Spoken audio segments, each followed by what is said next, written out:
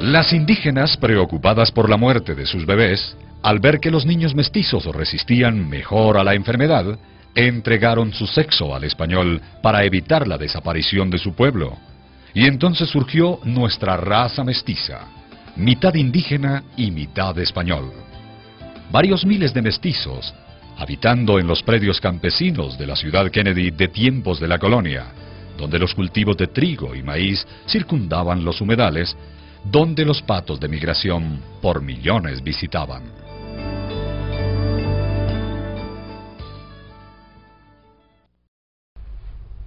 Fidel Juez, la llegada de los españoles al territorio muisca fue muy difícil para esta comunidad, pero cuéntanos, ¿existen todavía en Ciudad Kennedy vestigios de la época colonial?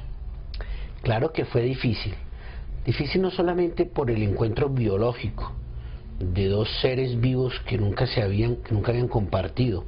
Eso generó un impacto, y ese impacto fue muy fuerte para nuestra comunidad, generando enfermedades letales como las que acabamos de ver en el video, pero que finalmente hoy generó esta nueva especie que somos los mestizos, enriquecidos biológicamente. Pero el impacto no solamente fue biológico, el impacto fundamentalmente fue cultural. Visiones de pensamientos distintos que tenían que encontrarse en un territorio nuevo para los que llegaban, y en una imposición de un pensamiento nuevo para quienes estábamos acá. Eso hace que para el español ser inteligente es ir hacia el mundo de lo complejo, la máquina, lo complejo para llegar a un resultado final. Para nuestros aborígenes el resultado final había que conseguirlo con lo elemental. Entre más sencillo fuera la solución al problema, era mucho más inteligente y era un resultado mucho más claro, precisamente porque se pensaba en esa relación que hablábamos hace un rato de el hombre con el entorno, que como un solo todo. Y vestigios de la cultura ruglos existen actualmente. Los kennedianos parece que no los viéramos, pero coexistimos con ellos a diario. Por ejemplo, recordemos esa casa que llamábamos los antiguos habitantes de Kennedy, en nuestra infancia, la Casa del Miedo, ubicada entre el camino que va hoy Ciudad de Cali, entre Abastos y Fontibón. Una casa vieja donde se decían que habían fantasmas, que aparecía un señor de cacería de pato, unos indígenas. O la casa donde se grabó una famosa novela en Colombia, que fue la Casa de las Dos Palmas, que hoy existe en aquel lugar. Esa hacienda del Tintal desafortunadamente fue destruida ante la inconsciencia no solamente de nuestros habitantes de Kennedy, sino de las autoridades encargadas de conservar nuestros monumentos, por olvido.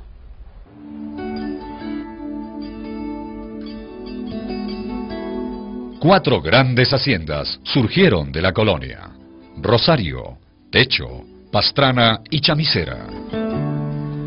Allí los peones llevaban sus amodorradas existencias de sudor, trabajo y desesperanza, cuando en 1810 empieza la República, y con ella las guerras civiles.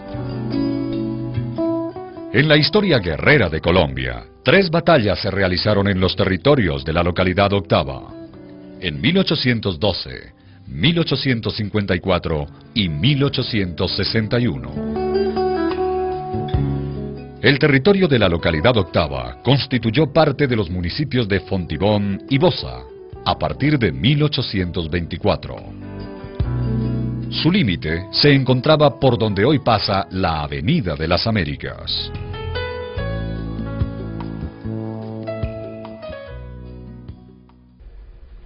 Fidel Juez, cuéntanos un poco más cómo era la vida en esas haciendas de las que nos estás hablando. Sí, la vida de la colonia es muy importante. Mire, partamos de la arquitectura. Esos adoratorios, todas las casas tenían una iglesia, una capilla interna. Esa capilla está allí porque la imposición religiosa del español en América fue muy fuerte. Sin embargo, no olvidemos que nuestros indígenas hicieron un sincretismo, se escondieron detrás de esos íconos y conservaron su visión espiritual, su visión religiosa también. Y es importante destacar, por ejemplo, cómo en la vida de la colonia la relación existente entre el patrón, el colono, y la servidumbre. Una persona que servía para un señor de estos tenía todas las necesidades básicas satisfechas: comida, dormida, la salud, estaba muy atento, era muy bien pago. La relación existente hecha por el equipo de investigación es que más o menos al día de hoy ganaba 2,5 millones de pesos. Había una cosa que sí era muy terrible, y era que dependía directamente de él.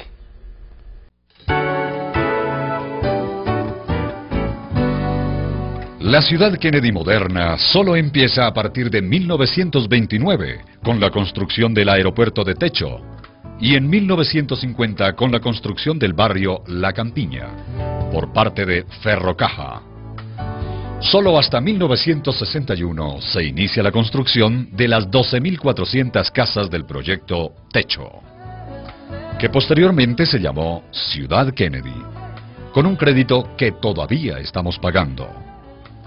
En 1973 se inicia el proceso de poblamiento del occidente de Ciudad Kennedy, provocado por la construcción de Corabastos,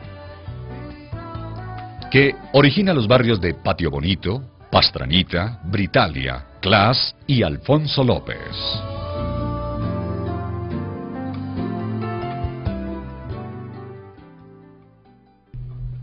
Fidel Juez, cuéntanos, esa Kennedy moderna que se inició, ¿cuál era el origen de sus pobladores?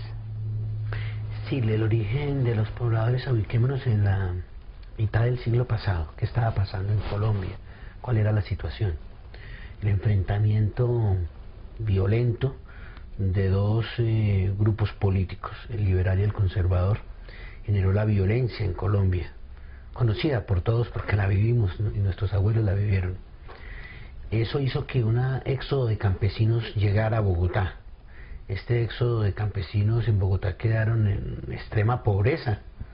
No tenían vivienda, necesidades de alimentación, de salud, de ropa. Estaban en una situación muy difícil cuando el proyecto de vivienda Techo brinda una real alternativa de solución habitacional para Bogotá. Así de que nuestros kennedianos de la vida moderna son personas de una humildad extrema, campesinos en Bogotá, luego en Ciudad Kennedy, pero con algo muy importante: un sentimiento y un sentido de familia y de unidad muy grande, y eso hace que hoy Ciudad Kennedy pueda ser la ciudad dentro de Bogotá que es.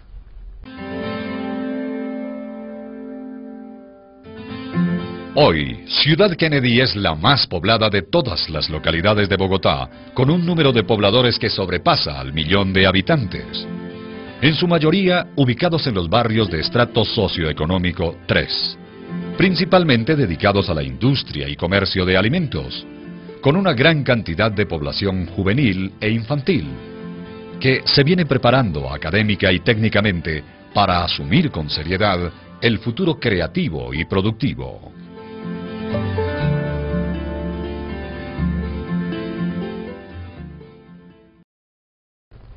Hoy nuestros jóvenes se enfrentan a una gran dificultad para su vida productiva. Fidel, cuéntanos tú la importancia de desarrollar la creatividad y ponerla en práctica en nuestros jóvenes de Ciudad Kennedy. Sí, realmente los jóvenes de Colombia, partiendo de los de Ciudad Kennedy,